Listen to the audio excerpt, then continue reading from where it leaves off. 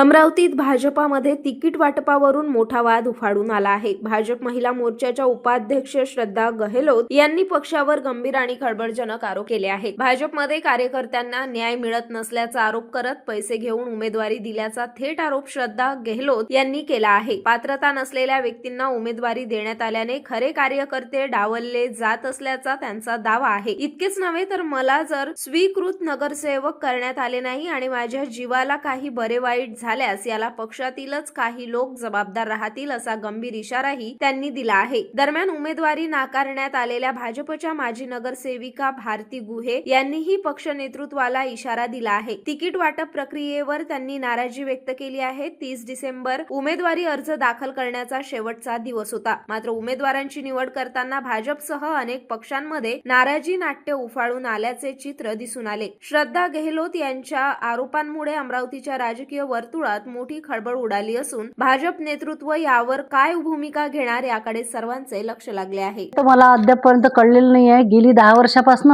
मी पक्षाचं प्रामाणिकपणे काम करते आहे, परंतु आमच्या प्रभागामध्ये थोडंसं म्हणजे इतरही प्रभागामध्ये बघतोय की थोडंसं जातीचं समीकरण वाटत आहे। मी एक सोनार समाजाची आहे म्हणून मला डावलण्यात येत आहे काय असं मला वाटत आहे, कारण की पक्षाचं काम अगदी प्रामाणिकपणे केलं आहे मी। जेव्हा आमचे प्रदेशावरून जेव्हा कार्यक्रम येतात तेव्हा मी एकमेव महिला अशी होती की जे सदस्य नोंदणी मला जे आपला कार्यक्रम आला होता त्याच्यामध्ये सगळ्यात पूर्ण आणि कमी वेळात काम करणारी मी होती, की जिथे माझा मुंबईला कार्यालयामध्ये अतुलजी सावे यांच्या हस्ते सत्कार सुद्धा करण्यात आला।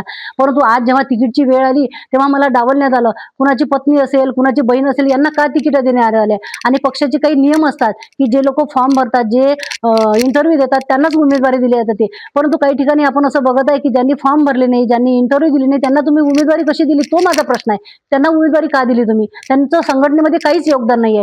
मग आम्ही एवढं काम करू जर आम्हाला डावलण्यात येते याचा अर्थ काय? का बरं असं?